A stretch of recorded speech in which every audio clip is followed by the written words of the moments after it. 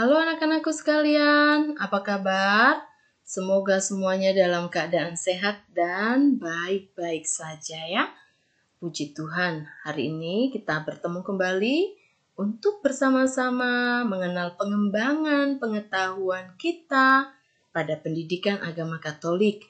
Terutama kita akan mengenal Alkitab. Apa sih sebenarnya Alkitab?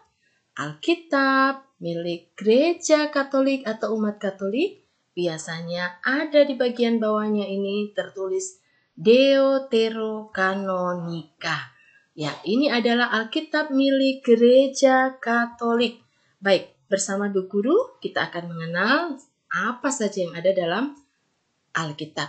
Ya, kitab suci milik umat Katolik adalah Alkitab, sama dengan kitab suci milik gereja Protestan atau umat Protestan. Namanya juga Alkitab. Namun yang membedakan adalah pada tulisan Deuterokanonika. Nah, ini tertulis pada bagian bawah yang ada tulisan Alkitab ini. Ya, jadi di bawahnya ini ada tulisan Deuterokanonika. Nah, itu bedanya. Itu secara sampul atau gambar. Baik, kita akan kenali lagi lebih jauh bagian-bagian dari Alkitab. Alkitab dibagi menjadi dua bagian besar. Yang pertama adalah Kitab Suci Perjanjian Lama atau KSPL. Dan yang kedua adalah Kitab Suci Perjanjian Baru atau KSPB. Nah, kira-kira kapan ya Kitab Suci Perjanjian Lama dan Kitab Suci Perjanjian Baru ditulis? Baik, kita akan lihat. Nah, Kitab Suci Perjanjian Lama ditulis sebelum Tuhan kita Yesus Kristus lahir atau pada tahun sebelum Masehi. Sedangkan Kitab Suci Perjanjian Baru ditulis sesudah Tuhan kita Yesus Kristus lahir atau pada tahun Masehi. Nah, sekarang ini tahun sebelum Masehi atau tahun Masehi ya? Ayo, siapa yang bisa jawab? Iya, benar sekali. Sekarang ini adalah tahun Masehi. Sudah 2022 tahun. Iya, anak-anakku sekalian, sekarang kita akan lihat jumlah kitab dalam Kitab Suci Perjanjian Lama. Ternyata jumlahnya ada 46. Loh, Bu Guru, kenapa bukan 39, Bu Guru? Kan yang ada di situ 39. Iya, benar. Memang itu tertulis di situ pada bagian Kitab Suci Perjanjian Lama 39. Sama pula seperti kitab milik umat Kristen Protestan. Namun di dalam kitab pada Alkitab, Kitab Suci Perjanjian Lama milik Gereja Katolik itu yang sebenarnya jumlahnya adalah 46 ya, bukan 39. Nanti kita akan bahas. Baik, sedangkan jumlah kitab suci atau kitab dalam Kitab Suci Perjanjian Baru ada 27. Jadi kalau dijumlah kira-kira berapa? Ayo kita belajar berhitung. 46 ditambah 27 sama dengan 73. Jadi jumlah keseluruhan ada 73 kitab dalam Alkitab milik Gereja Katolik. Nah, kira-kira apa saja sih nama-nama kitab suci pada Perjanjian Lama? Kita akan lihat. Yang pertama adalah Kitab Kejadian. 2. Kitab Keluaran. 3. Kitab Imamat. 4. Kitab Bilangan. 5. Kitab Ulangan. 6. Kitab Yosua. 7. Kitab Hakim-Hakim. 8. Kitab Rut. 9. Kitab 1 Samuel. 10. Kitab 2 Samuel. 11. Kitab 1 Raja-Raja. 12. Kitab 2 Raja-Raja. 13. Kitab 1 Tawarik. 14. Kitab 2 Tawarik. 15. Kitab Esra. Ke-16. Kitab Nehemia. 17. Kitab Ester. 18 Kitab Ayub, 19 Kitab Mazmur, 20 Kitab Amsal, 21 Kitab Pengkhotbah, 22 Kidung Agung, 23 Kitab Yesaya, 24 Kitab Yeremia, 25 Kitab Ratapan, 26 Kitab Yehezkiel, 27 Kitab Daniel, 28 Kitab Hosea, 29 Kitab Yoel, 30 Kitab Amos, 31 Kitab Obadja, 32 Kitab Yunus, 33 Kitab Milka, 34 Kitab Nahum, 35 Kitab Habakuk, 36 Kitab Sefanya, 37 Kitab Hagai, 38 Kitab Sakaria, 39 Kitab Maleaki. Nah, dari 39 kitab ini sama dengan kitab milik gereja Protestan. Nah, yang membedakan adalah setelah itu, yaitu pada bagian Deuterokanonika. Mengapa harus ada ini? Nanti kita akan bahas bersama ya. Setelah kitab yang ke-39 yaitu kitab Maleaki, ke-40 adalah kitab Tobit, 41 kitab Yudit, 42 kitab Kebijaksanaan Salomo, 43 kitab Sirach, 44 kitab Baru, 45 kitab Makabe 1, 46 kitab Makabe 2. Nah, ini adalah isi dari kitab Deuterokanonika. Pada bagian ini ada juga tertulis setelah kitab Yudit dan kitab Sirach ada tulisan tambahan-tambahan pada kitab Ester dan tambahan-tambahan pada kitab Daniel. Namun, tambahan-tambahan kitab Ester dan kitab Daniel tidak terhitung karena di sini sudah ada kitab Ester dan kitab Daniel. Maka tidak dihitung ya. Jadi jumlah keseluruhannya pada bagian kitab suci Perjanjian Lama adalah 46. Ya, kita akan lihat pada bagian kitab suci Perjanjian Baru. Apa saja sih nama-nama kitab dalam kitab suci Perjanjian Baru? Kita akan melanjutkan dengan nomor setelah 46. Berarti nomor berapa?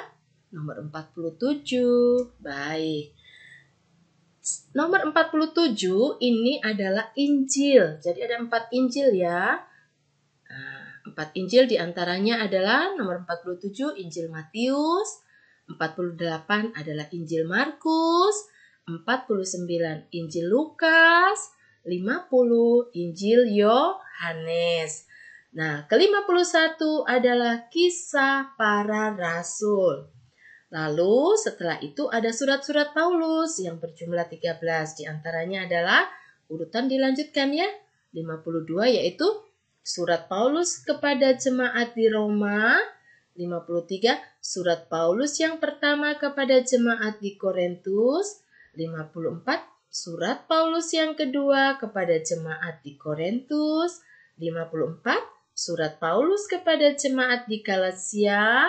56 surat Paulus kepada jemaat di Efesus, 57 surat Paulus kepada jemaat di Filipi, 58 surat Paulus kepada jemaat di Kolose, 59 surat Paulus yang pertama kepada jemaat di Tesalonika, 60 surat Paulus yang kedua kepada jemaat di Tesalonika, 61 surat Paulus yang pertama kepada Timotius, 62 surat Paulus kedua kepada Timotius, 63 surat Paulus kepada Titus, 64 surat Paulus kepada Filemon, dan berikutnya adalah surat-surat Katolik, yaitu diberi nama 65 adalah surat kepada orang Ibrani.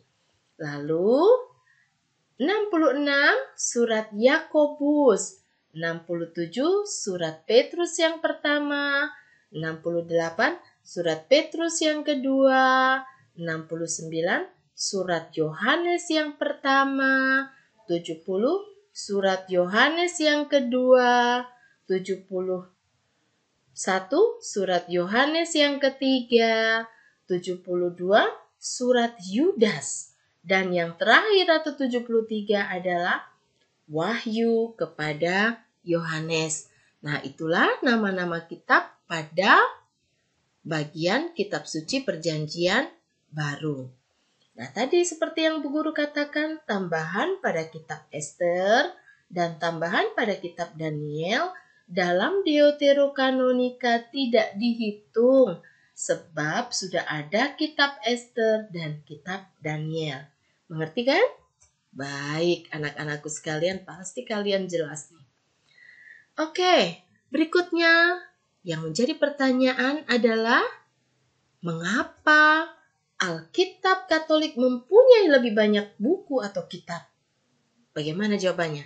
Jawabannya ternyata pada waktu para rasul mewartakan kabar gembira di luar Palestina, seperti di daerah Syria, Mesir, Yunani, dan seterusnya, mereka tidak memakai kitab suci yang menggunakan bahasa Ibrani atau kepustakaan Yahudi atau bahasa yang digunakan sehari-hari oleh Tuhan kita Yesus ya. Nah, melainkan mereka menggunakan terjemahan kitab suci dalam bahasa Yunani atau dalam Septuaginta. Nah, ternyata terjemahan Yunani itu memuat lebih banyak buku. Misalnya, ada pada buku atau kitab Tobit, Yudit, Kebijaksanaan Salomo, Sirach, Baruk, 1 dan 2 Makabe. Nah, anak-anakku sekalian, lebih khusus pada Konsili Trente melalui Gereja Katolik menjawab bahwa tetap akan mengakui adanya 7 kitab yang ditemukan dalam terjemahan Yunani dan Latin. Sehingga jumlah kitab-kitab perjanjian lama adalah 46. Dan daftar Yahudi dengan 39 kitab itu disebut protokanonika. Artinya kitab-kitab itu terdapat di daftar pertama atau yang paling tertua. Ya, jadi protos itu apa sih? Proto itu berasal dari kata protos yang berarti pertama. Kanon berarti daftar resmi. Berarti artinya apa kalau disimpulkan? Berarti adalah yang pertama dan itu yang paling resmi. Iya. Baik anak-anakku sekalian, dari ketujuh kitab tambahan itu disebut Deuterokanonika. Apa ya artinya? Artinya adalah terdapat pada daftar kedua atau kemudian. Deuteros itu artinya kedua. Jadi kata Deuterokanonika berasal dari kata dasarnya Deuteros yang berarti kedua. Tetapi tidak berarti bahwa kitab-kitab ini dinomorduakan ya. Tetap ada dalam bagian kitab suci perjanjian lama. Nah, nilainya adalah sama dengan nilai kitab-kitab protokanonika, yaitu yang ada dalam daftar pertama. Iya, pintar sekali kalian. Baik, anak-anakku sekalian, itulah tadi perbedaan jumlah kitab-kitab dalam Alkitab milik umat Katolik dan jumlah kitab-kitab dalam Alkitab milik umat Kristen Protestan. Nah, semoga apa yang Bu Guru jelaskan pada kesempatan kali ini bisa bermanfaat ya dan bisa menambah pengetahuan kita pada bidang pendidikan agama Katolik ya. Dan semoga kalian semua diberkati Tuhan agar semakin mencintai Alkitab yang menjadi bagian dan sumber inspirasi dalam hidup kita. Baik, sampai jumpa pada pertemuan berikutnya. Semoga Tuhan senantiasa melindungi kita agar selalu sehat dan setia kepadanya. Nah, anak-anakku sekalian, jangan lupa tetap mengunjungi channel ini terus ya. Dan jangan lupa pula tetap like, subscribe, share, dan juga memberikan komen yang bermanfaat untuk pengembangan channel ini. Sampai jumpa.